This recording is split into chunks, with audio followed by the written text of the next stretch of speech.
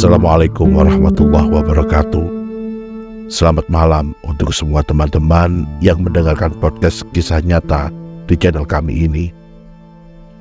Semua kisah yang kami bahas di channel ini merupakan rangkuman kisah dan kejadian nyata yang sudah tersaji di beberapa media online maupun media offline.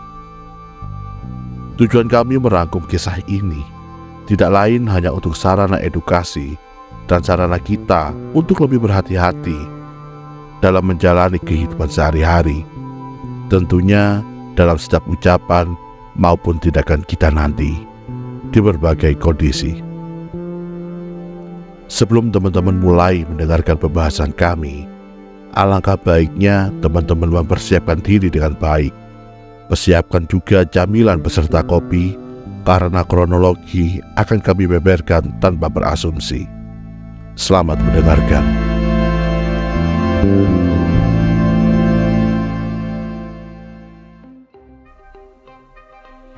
Menjelang senja di tanggal 28 Mei 2024, ada 3 orang pemuda sedang mencari burung di kebun karet Jalan Terobosan, Dusun Tanjung Makmur, Desa Margomulyo, Kecamatan Mesuji Timur, Provinsi Lampung. Setelah berjalan beberapa lama, mereka kaget setengah mati karena mereka melihat ada jasad seorang wanita yang tergeletak di parit yang tak jauh dari tempat mereka berjalan. Tak jauh dari jasad wanita itu ditemukan juga sepeda motor Honda yang juga tergeletak begitu saja di dalam parit. Ketika pemuda pun langsung memanggil warga sekitar dan melaporkan bahwa ada jasad di parit. Sampai pada akhirnya warga setempat tahu dan langsung berbondong-bondong menuju tempat ditemukannya jasad wanita tersebut. Setelah diselidiki oleh pihak berwajib, diketahuilah bahwa korban bernama Anggi Lestari yang masih tercatat sebagai siswi di SMK 01 Tanjung Raya yang saat ini duduk di kelas 10. Pada hari Selasa, sekitar jam 10 pagi, Anggi masih berkomunikasi dengan ibunya via telepon. Ibunya bertanya, kapan Anggi akan pulang? Dan Anggi pun menjawab bahwa ini sudah mau pulang, karena sudah selesai mengerjakan ujian di sekolahnya. Biasanya jam 11 atau 12 siang, Anggi sudah sampai di rumah. Tapi di hari itu hingga menjelang sore hari, ibunya masih belum melihat anaknya pulang ke rumah. Kedua orang tua Anggi pun sempat datang ke sekolah untuk mencari keberadaan Anggi. Namun, Anggi yang ditunggu kepulangannya tak kunjung terlihat. Hingga sore hari, pihak keluarga justru mendapat kabar siswi kelas 10 ini sudah ditemukan tak lagi bernyawa. Sontak kabar tersebut menggemparkan seisi rumah. Dengan rasa tak percaya, orang tua Anggi pun datang ke tempat kejadian untuk memastikan kalau yang ditemukan di dalam parit itu bukanlah anaknya.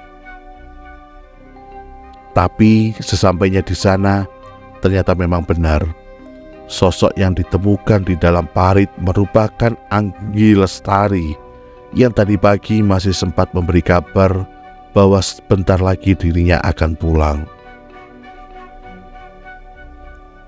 Sang paman Anggi yang bernama Yasman sempat menuturkan ke awak media, lokasi korban ditemukan itu bukanlah jalan yang biasa dilalui Anggi untuk berangkat maupun pulang dari sekolah. Karena mengingat selain jalan yang kurang bagus, jarak ditemukannya Anggi ini melenceng kira-kira 1 kilometer dari jalur yang biasanya Anggi lewati. Proses penyelidikan pun terus berlanjut. Hingga 5 hari pasca kepergian Anggi, muncul video di platform TikTok dengan akun @endau. Dan dalam 4 postingan video yang diunggah akun tersebut, dia mengaku kalau dialah dalang di balik kematian Anggi Lestari ini. Bahkan ia pun menantang polisi untuk menangkapnya. sebab ia mengaku bisa bersembunyi dari kejaran polisi. Dalam postingan itu juga, dia ngomong kalau dia melakukan seperti itu karena sakit hati usai cintanya ditolak oleh korban.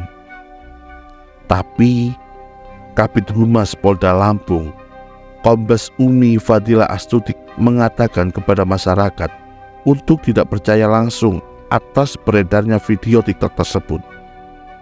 Kita belum bisa memastikan kebenarannya karena dikhawatirkan ini akan dimanfaatkan oleh oknum-oknum yang tidak bertanggung jawab. Segala informasi terkait kasus itu akan disampaikan oleh Polda Lampung. Jadi mohon bersabar, tim kami saat ini masih terus melakukan penyelidikan. Begitu katanya. Sejak saat itu, kepolisian melakukan olah TKP hingga serangkaian penyelidikan guna mengungkapkan tindak pidana pembunuhan tersebut. Tak terkecuali memeriksa sejumlah saksi keluarga hingga rekan sekolah korban sampai teman terdekat korban. Setelah berbagai penyelidikan dari pihak kepolisian, akhirnya ditemukanlah rekaman CCTV berdurasi 7 detik yang memperlihatkan Anggi sedang dibonceng oleh seseorang yang diduga besar sebagai pelaku pembunuhan tersebut. Temuan itu semakin membuka jalan lebar. Kombes Umi Fadilah mengungkap bahwa korban Anggi selalu menolak naik motor bersama orang lain yang tidak dikenal dekat. Dari situ dapat disimpulkan bahwa pria yang terekam CCTV dibonceng olehnya punya hubungan dekat dengan korban, yang artinya ada hubungan keluarga antara pelaku dan juga korban.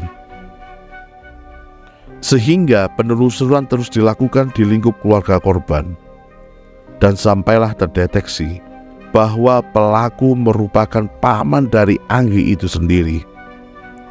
Hingga pada hari Senin tanggal 1 Juli 2024, pelaku sebenarnya akhirnya tertangkap. Pelaku ditangkap tim gabungan Polres Mesuji, Subdit 3 Jatanras Ditreskrimum Polda Lampung, dan Polres Musi Banyu Asin, Polda Sumatera Selatan. Yang mirisnya, pelaku merupakan paman Anggi sendiri bernama Herman. Awalnya, pelaku Herman berjalan kaki dari Desa Muara Tenang menuju Desa Margajadi. Selama dalam perjalanan, pelaku sempat memberhentikan mobil truk untuk mencari tumpangan. Namun tidak ada mobil yang bersedia memberinya tumpangan. Pada saat berjalan, Anggi melintas dan menawari pelaku tumpangan, sehingga pelaku akhirnya naik motor korban dengan posisi pelaku membonceng korban. Setelah pelaku mengendarai motor, Herman masuk ke arah kebun karet Desa Margomulyo, Kabupaten Mesuji, dan menghentikan kendaraannya dengan alasan untuk buang air kecil. Setelah buang air kecil, di lokasi itu juga pelaku meminta uang kepada Anggi. Karena Anggi tidak menuruti kemauannya, akhirnya Herman merampas tas milik Anggi secara paksa, hingga Anggi dan motornya masuk ke dalam parit tersebut. Sadar Anggi dalam keadaan berbahaya, Anggi kemudian berteriak meminta pertolongan. Sayang, teriakannya tidak terdengar karena memang tempat tersebut bukanlah jalan umum yang biasa dilalui oleh warga. Karena merasa terdesak, akhirnya Herman mengeluarkan sebilah pisau untuk mengancam Anggi. Tapi Anggi semakin memberontak, hingga ditusukkanlah pisau tersebut dan mengenai bahu kanan Anggi. Perlawanan demi perlawanan terus dilakukan oleh Anggi, hingga akhirnya pisau itu kembali mengenai perut bagian kanannya. Tak sampai di situ, Herman kembali dengan sadisnya menghunuskan pisau itu dan mengenai leher korban. Bahkan Herman menambahkan tendangan ke tubuh Anggi hingga Anggi pun tergeletak tak berdaya. Sungguh biadab Herman ini. Kekejaman Herman tak berhenti di situ. Melihat keponakannya tergeletak, Herman dengan gelap matanya memaksa membuka celana korban. Anggi pun terus melawan dan berusaha menghentikan tindakan pamannya yang ingin berbuat asusila kepada dirinya. Namun sayangnya, Herman yang sudah kesetanan terus menghalau tindakan perlawanan Anggi, hingga Herman dengan teganya menginjak wajah keponakannya untuk memaksa membuka celana korban. Dalam kondisi kritis antara hidup dan mati itu, Anggi pun diruda paksa oleh pamannya yang biadab. Setelah melakukan perbuatan itu, Herman memutuskan untuk meninggalkan keponakan itu di lokasi dan membawa handphone milik korban. Rupanya dengan kondisi kritis ini, Anggi masih kuat berdiri dan mendekati pamannya. Mengetahui hal itu tanpa rasa bersalah, Herman kembali dengan biadabnya menendang tubuh Anggi yang kembali masuk ke dalam parit. Tak cukup sampai di situ, entah setan mana yang memasuki Herman ini. Dia pun kembali mengambil pisau dan menusuk punggung serta leher korban. Selanjutnya dia meninggalkan keponakannya yang tengah kritis, hingga akhirnya ditemukan warga dalam kondisi meninggal dunia pada sore harinya. Tak kuat rasanya diri membaca kronologi ini. Semoga Tuhan memberikan balasannya setimpal kepada Herman yang biadab. Dan kepada Anggi, mari kita doakan semoga Anggi diterima di sisinya, diterima semua amal ibadahnya, diberikan tempat terbaik dan diberikan sebaik-baik tempat kembali, yaitu surganya. Amin, amin, Allahumma amin. Demikianlah cerita tentang kebiadaban seorang paman yang tega membunuh dan meruda paksa keponakan dengan cara yang keji ini. Semoga kejadian seperti ini tidak lagi terjadi di muka bumi ini. Dan semoga Tuhan selalu menjaga kita dan juga keluarga kita dari segala macam mara bahaya, dari segala niat jahat seseorang, dan dari segala tipu daya setan. Amin. Terima kasih teman-teman sudah berkenan menonton dan mendengarkan podcast kami ini. Silakan di-share, di-subscribe, di-like video kami ini. Dan juga tuliskan di kolom komentar, kira-kira kalian mau diceritakan tentang cerita fakta mengenai kasus apa lagi? Silakan tulis di kolom komentar. Sekian, terima kasih. Wassalamualaikum warahmatullahi wabarakatuh.